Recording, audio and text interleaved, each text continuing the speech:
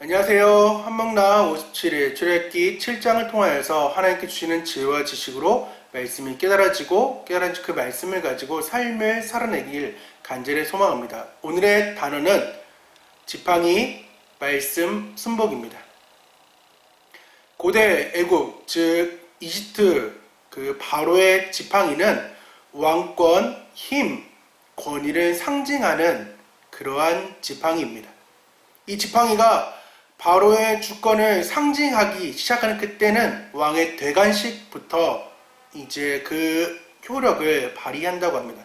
그래서 그 갈고리 모양의 지팡이가 그의 손에 딱 쥐어졌을 때에 그 어마어마한 힘들이 이제 주어지는 거죠. 그래서 대관식에 이 지팡이를 제시하는 것은 새로운 바로가 위로부터 힘이 이제 전가된 것을 의미합니다. 즉 나는 신이다, 태양의 아들이자 태양이다 라는 것을 상징하는 거죠. 그래서 갈고리 지팡이는 왕이 가진 신적 힘을 또한 보고하는 것이었습니다. 이집트 바로들이 이 갈고리와 채찍 이렇게 이제 들고 다니는 진짜 그 이유는 죽음과 지하세계, 사후세계 신인 오시리스와 동일하게 되기를 그들은 원했다고 합니다. 그리고 그 동일함을 얻은 이유는 그래야 그들이 부활할 거라고, 오시리스처럼 돼야 자신들이 부활될 거라는 그 확신을 때문에 그 지팡이와 채찍을 이렇게 들고 다녔다는 것입니다. 그래서 이 바로의 지팡이, 채찍은 오시리스의 그 힘과 능력을 상징하는 것이고 그들이 그 오시리스의 권위와 힘을 받았다는 상징입니다. 결론적으로는 자기 생각들 뿐입니다. 자기 생각에는 그 오시리스 신이 자신이 함께 해주면은 자신이 마치 오시리스가 된 것처럼, 그리고 오시리스의 권위와 힘이 있다는 것입니다. 애초부터 잘못된 신간이긴 하지만은 그들에게는 그러한 생각이 있었습니다. 그러나 이 바로의 즉 지팡이와 채찍에는 종주권을 상징하는 그 이상의 고대 이집트인들은 왕이 지팡이에 신이 마법과 능력을 또한 불어 넣어줬다고 생각합니다. 결론은 그 채찍과 지팡이가 마법을 부릴 수 있는 그 능력과 힘이라는 것입니다.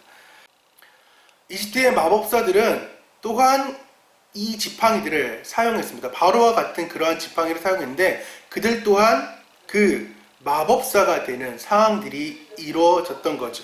그래서 그 마법사 왕이었던 넥타네보 2세는 적들에게 공격당할 때 밀랍으로 된 병사와 배를 마법으로 뿅 하는 그 순간 그 밀랍이 군대로 바뀌었다고 기록하고 있습니다.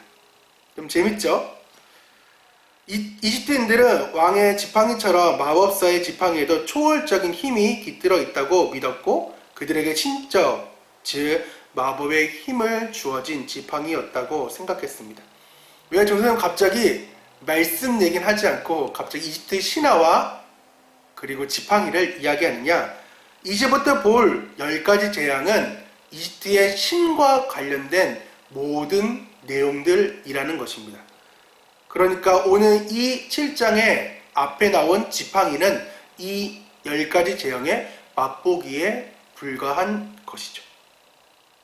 모세의 지팡이가 하나님의 부름을 받고 일반 목자의 막대기에서 하나님의 지팡이가 됐죠. 그래서 출애굽기 4장 20절에 모세는 하나님의 지팡이를 들고 나아갔다고 얘기했어요. 그리고 앞장 17절에 그리고 얘기하는 것이 그 지팡이를 손에 잡고 이것으로 이적을 행하리라 라고 하나님께서 말씀이 있었죠. 그러니까 하나님의 말씀대로 되었던 그 지팡이라는 것입니다. 고대 이집트인들은 지팡이의 그 권위와 리더십 및 능력의 상징으로 이해됐는데 지금 모세와 아론의 히브리 지도자들이 이집트들과 그리고 바로에게 지금 굴욕을 선사하고 있다는 것입니다. 그들은 오시리스의 그 힘과 권위를 받았다고 생각하고 거기에는 마법도 깃들어 있다라는 그러한 능력이, 그러한 물리적 상징이 처참하게 지금 모세와 아론에게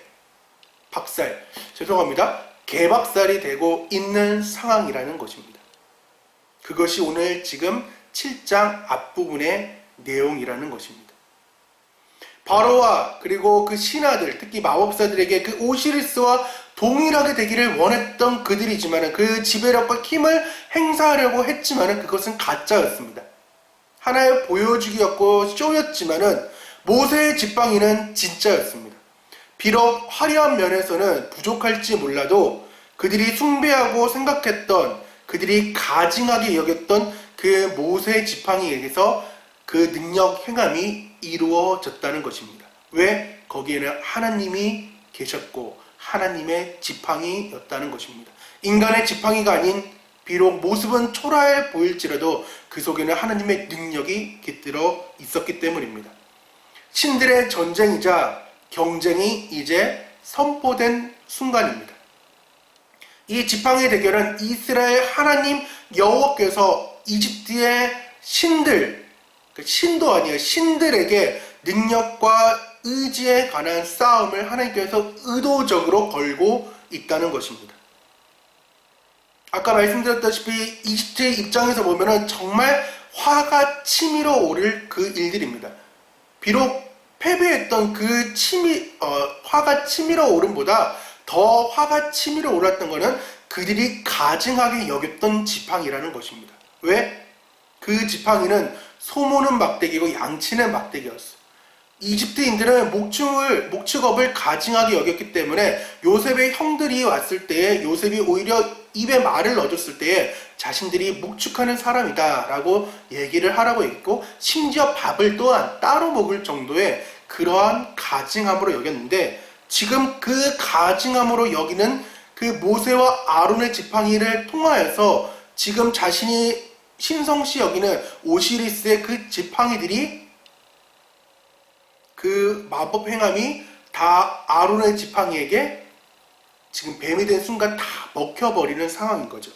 오늘 10절에서 12절인데요. 모세와 아론이 바로에게 가서 여호와께서 명령하신 대로 행하여 아론이 바로에게 그의 신하 앞에서 지팡이를 던지니 뱀이 된지라. 바로도 현인들과 마술사들을 부르매 그 애굽 요술사들도 그들의 요술로 그와 같이 행하되 각 사람이 지팡이를 던짐에 뱀이 되었으나 아론의 지팡이가 그들의 지팡이를 삼키니라. 그들은 어떤 생각을 했을까요? 바로부터 마법사 현인들이 단체로 멘붕에 빠졌습니다. 이거 오시리스 진짜 아니야? 사후세계, 지하세계를 관장하는 이 오시리스가 지금 천하디 천한, 지금 우리가 노예로 부리는 한낱 지역 신에게 지금 지고 있으니까 이들에게는 신의 정체성, 신관이 무너지는 상황이라는 것입니다. 12절 다시금 보겠습니다. 각 사람이 지팡이를 던짐에 뱀이 되었으나 아론의 지팡이가 그들의 지팡이를 삼키니라. 이 삼키니라가 이제 출애굽하는 그 홍해 상황에 맞닥뜨리면은 출애굽기 15장 12절에 주께서 오른손을 드신즉 땅이 그들을 삼켜나이다. 홍해가 지금 이집트 군대를 삼켜버리는 상황이라는 거죠. 진정한 맛보기가 더 맛있는 그 맛을 보여주고 있는 상황인 거죠. 어떤 학자들은 이 10가지 재앙을 볼 때 10가지 재앙이 아니라 이 지팡이의 상황도 포함해서 11재앙으로 얘기하는 사람도 있습니다. 하지만 저는 이렇게 생각합니다.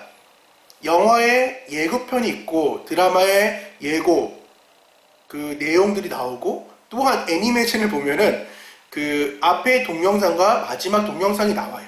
그러면은 그곳에 그 12화 때로는 6화를 담은 모든 내용이 담겨져 있어요.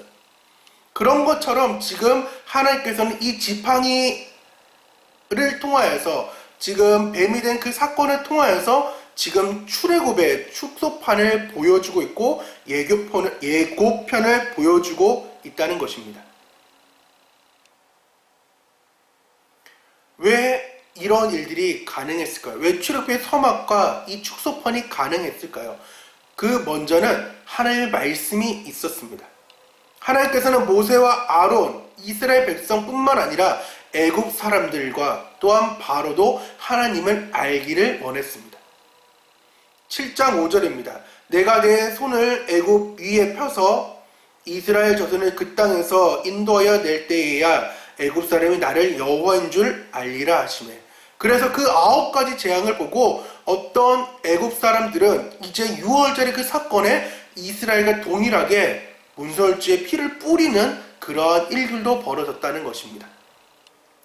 첫 번째는 말씀이 이렇게 선포되고 그 다음에 그 이집트인들도 바로도 하나님을 알기를 원했다면 두 번째는 순종입니다. 뭐라고요? 순종. 7장 초반까지는 제 소명, 두 번째 소명, 언약 상기에 대해서 계속해서 하나님께서는 모세를 타이르고 어르고 가자, 이러한 말씀이 이제 임했고 약속이 있으니까 너는 가라라고 말씀을 하자마자 이제 모세의 생각의 인식이 바뀌기 시작합니다. 그리고 그렇게 인식이 바뀌고 나서 순종하기 시작합니다. 좀 아쉬운 거는 보지 않고 믿는 그 믿음이 좋다라고 말했던 그 예수님 말씀처럼 담대하게 그렇게 나아갔으면 좋았지만은 그래도 어떻게든 하나님께서 말씀하신 것에 이제는 순종하며 나아갈 줄 알았던 그 모세의 믿음이 우리는 또한 우리의 믿음이 되어야 한다는 것입니다. 어떻게 그는 인식이 바뀌었느냐? 6절, 8절, 10절인데요. 모세와 아론이 여호와께서 자기들에게 명령하신 대로 행하였더라. 여호와께서 모세와 아론에게 말씀하여 이르시되 모세와 아론이 바로에게 가서 여호와께서 명령하신 대로 행하여. 하나님의 그 명령에 이제는 순종할 줄 아는 사람으로 그는 바뀌었다는 것입니다. 모세는 더 이상 이제 뒷걸음치질 않아야 됩니다. 도망칠 이유가 없습니다. 이제 무조건 직진만 하면 되는 것입니다. 왜? 하나님을 제대로 경험했으니까. 하나님을 제대로 이제 야단하기 시작했으니까 그는 그 순종하는 일이 가능하게 되었다는 것입니다. 순종은 이와 같습니다. 하나님을 제대로 할 때 바르게 직진의 신앙이, 직진의 순종이 될 수 있습니다.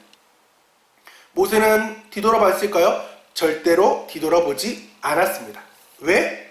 바로의 마음이 완악하여서 이제 지팡이와 7장 후반부에 있는 피에 낡은 피로 변하는 그 상황 가운데 마음이 완악해서 그 일들을 뜻하는 대로 보내주지 않고 돌이키지 않은 그 상황 가운데 6장, 7장처럼 하나님께 막 따지면서 내가 그 쪽팔림과 민망함과 그 백성의 원망함 때문에 그는 뒤돌아보지 이제는 않았다는 것입니다. 왜? 아, 진짜구나. 이게 진짜 하나님의 말씀이었구나. 그리고 이게 하나님의 말씀이 진짜 찐이구나. 내가 더 이상 의심할 것이 없구나 라는 것을 알았다는 것입니다. 말씀대로 물 흐르듯이 흐르고 있는 것을 그는 목도하기 시작했다는 것입니다. 그래서 예고편을 막 날려주고 10가지 재앙을 통하여서 출애굽의 그 전야들을 알리고 있는 것입니다. 때로는 순종하다 보면 손해볼 때가 있습니다. 하지만 믿는 사람에게 그 손해봄에 세상의 손해봄으로 간주해서는 안 된다는 것입니다. 세상에 많은 것들을 얻고 나서 하나님을 잊어버린다면 과연 어떤 것을 얻는 것이 더 중요한지를 우리는 깨달을 줄 알아야 된다는 것입니다. 하나님의 말씀에 그 행함에 나아가다 보면 이것이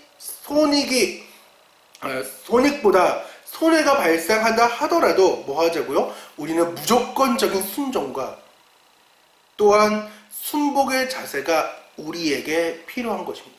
순종하고 복종하며 우리는 나아가야 된다는 것입니다. 하지만 인간의 생각이 개입되는 순간 오시리스의 그 지팡이의 화려함과 생각이 나를 사로잡을 때가 많이 있고 그것이 멋있다라는 생각을 할 때가 많이 있습니다. 왜? 내 손에 쥐어진 하나님의 지팡이는 한낱 목자의 지팡이에 아무것도 꾸며지지 않은 그러한 지팡이이기 때문입니다. 하지만 하나님께서는 그 지팡이가 이제 하나님의 지팡이가 되고 또한 능력 행함이 있고 그 속에 내가 있다라고 얘기하는 그때에 나는 어떻게 할 거냐? 오시리스의 그 지팡이를 버릴 자신이 있냐고요.